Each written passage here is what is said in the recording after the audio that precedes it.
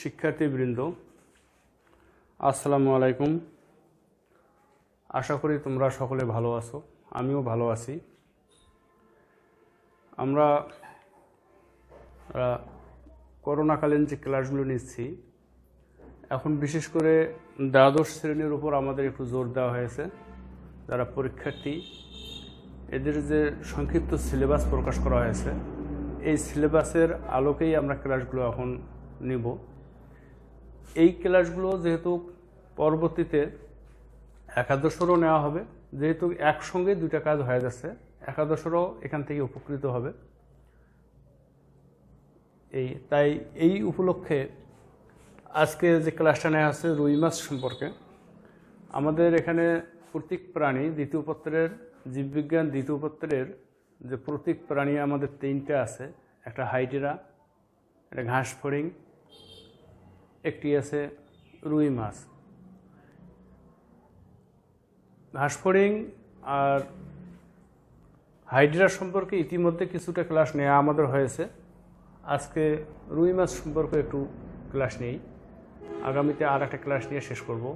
আমি শুধু ইম্পর্টেন্ট যে বিষয়গুলো, যে টপিকসগুলো বরাবর পরীক্ষাতে আসে, সেই বিষয়গুলো সম্পর্কে আলোচনা করব, যাতে তোমাদের কিছুটা উপকার হয়।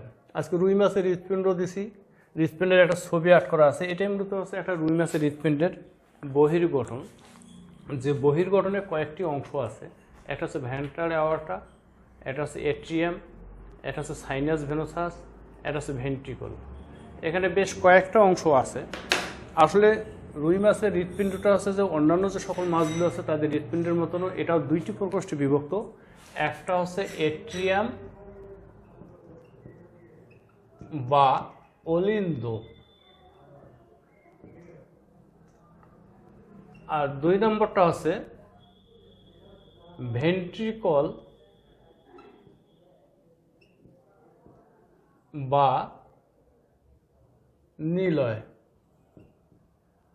মূলত রুই মাছের হৃৎপিণ্ডের প্রকোষ্ঠ হচ্ছে দুইটি, একটা হচ্ছে এট্রিয়াম বা অলিন্দ, আর একটা হচ্ছে ভেন্ট্রিকল বা নিলয়। এই দুইটি প্রকোষ্ঠ ছাড়াও এদের আর কিছু উপপ্রকোষ্ঠ আছে। সেই উপপ্রকোষ্ঠের মধ্যে একটা উপপ্রকোষ্ঠ আছে, সেটা উপপ্রকোষ্ঠ আছে একটা সাইনাস ভেনোসাস, যেটা এট্রিয়ামের সঙ্গে সংযুক্ত থাকে। যাক, এখন এই হৃৎপিণ্ডটার এটারই যখন আমরা তাহলে হৃৎপিণ্ডটা অবস্থান করতেছে কোথায়? হৃৎপিণ্ডটা মূলত অবস্থান করতেছে রুই মাছের দেহের মধ্যে যে একটা পেরিকার্ডিয়াল নামক একটা গহ্বর আছে, এই গহ্বরের মধ্যে এই হৃৎপিণ্ডটার অবস্থান। আর হৃৎপিণ্ডটা অন্যান্য হৃৎপিণ্ডের মতো এটাও একটা হৃৎপিণ্ড একটা পর্দা দ্বারা আবৃত থাকে, যে পর্দাটির নাম হচ্ছে পেরিকার্ডিয়াম। তাহলে হৃৎপিণ্ডটা অবস্থান করতেছে যে গহ্বরটা, সে গহ্বরটার নাম হচ্ছে পেরিকার্ডিয়াল।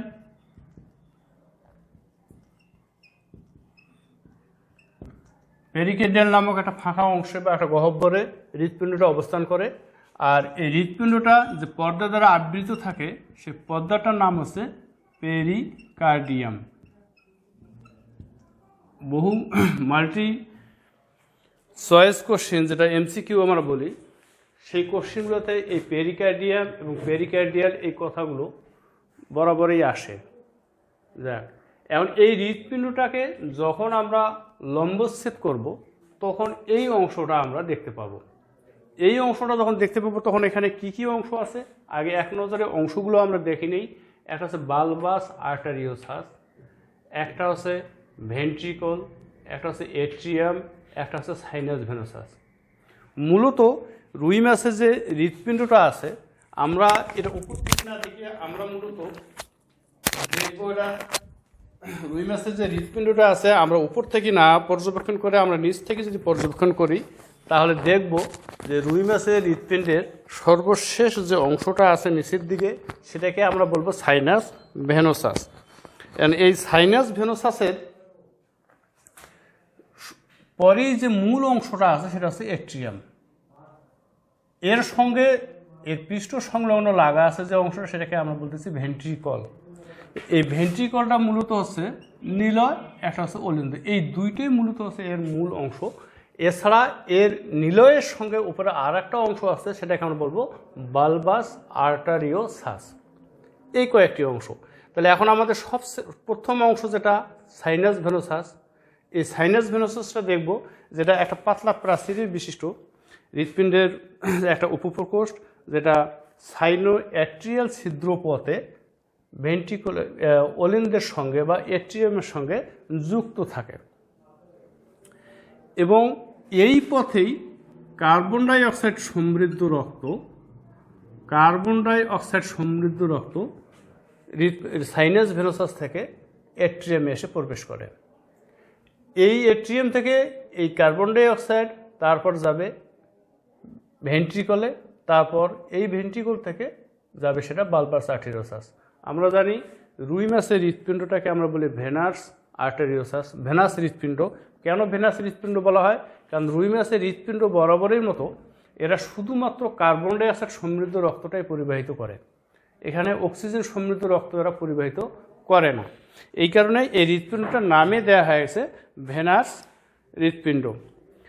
এট্রিয়াম বা অলিন্দ যেটা পেরিকার্ডিয়াল গহ্বরের সম্মুখে, পেরিকার্ডিয়াল যে গহ্বরের মধ্যে এটা আছে, এর সম্মুখ অংশ যেটা মূল অংশ যেটা অলিন্দ, এই অলিন্দটা একটা পাতলা পর্দা দ্বারা গঠিত এবং এটি একদিকে থাকতেছে সাইনাস ভেনোসাস এবং এর অপর পাশে থাকতেছে নিলয় বা ভেন্ট্রিকল।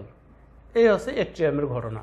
এরপর আরেকটা অংশ যেটা হৃৎপিণ্ডের ভেন্ট্রিকল, মূলত হৃৎপিণ্ডের দুইটা অংশ, এই একটা অংশ আর এই একটা অলিন্দ আর একটা নিলয়, এই দুইটি প্রকোষ্ঠে যেহেতু গঠিত। নিলয়টা আছে কি হৃৎপিণ্ডের হচ্ছে আমাদের সর্বশেষ প্রকোষ্ঠ। এই প্রকোষ্ঠটা মূলত পেরিকার্ডিয়াল গহ্বরের অঙ্কীয় দেশে এটি অবস্থিত। এই প্রকোষ্ঠটির প্রাচীরটা একটু পুরু এবং মাংসল, এটাই মূলত হচ্ছে পুরু, এটা হচ্ছে পাতলা, এটা হচ্ছে পুরু। তাহলে এট্রিয়ামটা হচ্ছে পাতলা আর ভেন্ট্রিকলটা হচ্ছে পুরু প্রাচীর বিশিষ্ট। এটা মূলত একদিকে এট্রিয়ামের সঙ্গে এক ছিদ্রপথে যুক্ত থাকে এবং অপর দিকে সে বালবাস আর্টেরিওসাসের সাথে যুক্ত থাকে। এই হচ্ছে হৃৎপিণ্ডের যে একটা গঠন। হৃৎপিণ্ডের গঠন আমরা আলোচনা করলে হৃৎপিণ্ডটা এভাবেই আমরা আলোচনা করব।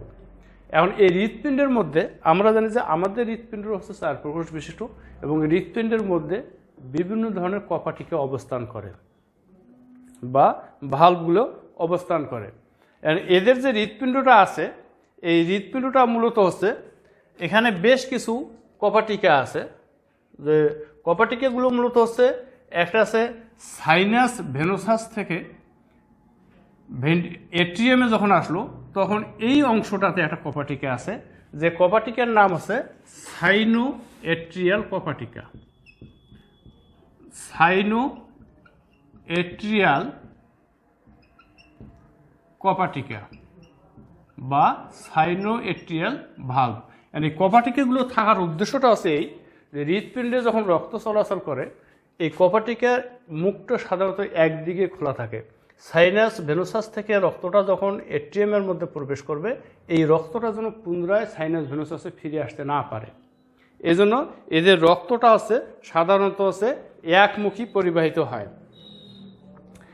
আর এরপরে যে বিষয়টা আছে, আর একটা কপাটিকা আমরা পাবো, যে কপাটিকাকে বলা হচ্ছে এট্রিও ভেন্ট্রিকুলার কপাটিকা। এখন একই সঙ্গে রক্ত যাতে বিপরীত মুখে ফিরে আসতে না পারে, এখানেও ওই রকমভাবে একটা কপাটিকা আছে। সে কপাটিকাটার নাম হচ্ছে, যেহেতু এট্রিয়াল আর ভেন্ট্রিয়ামের মধ্যে অবস্থান করতেছে, এইখানে যে কপাটিকাটা আছে এই কপাটিকাটার নাম হচ্ছে এট্রিও ভেন্ট্রিকুলার কপাটিকা। এট্রিও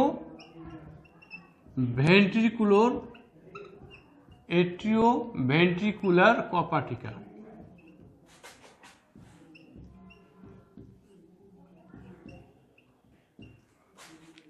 দুইটি কপাটিকা আমাদের গেল। এট্রিয়াম এবং ভেন্ট্রিকুলার মাঝে যে অবস্থান করে যে কপাটিকাটা, সেটাকে আমরা বলতেছি এট্রিও ভেন্ট্রিকুলার কপাটিকা। কপাটিকা এখানে গেল একটা, কপাটিকা গেল দুইটা। আরেকটি কপাটিকা আছে, যে কপাটিকাটা হচ্ছে এই ভেন্ট্রিকুলার থেকে বা নিলয় থেকে যখন বালবাস আর্টেরিওসাসে যাবে তখন এইখানে একটা কপাটিকা আছে। এই কপাটিকাটা আমরা বলবো 3 নম্বর কপাটিকা। এই কপাটিকাটা হচ্ছে ভেন্ট্রিকুলো বালবাস কপাটিকা। ভেন্ট্রিকুলো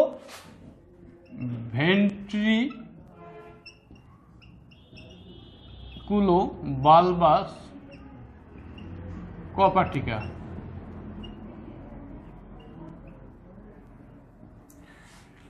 এই হচ্ছে মোট তিনটি হৃৎপিণ্ড, তিনটি কপাটিকা। হৃৎপিণ্ডের প্রকোষ্ঠ হচ্ছে এদের 2টি, কিন্তু এদের কপাটিকার সংখ্যা হচ্ছে 3টি।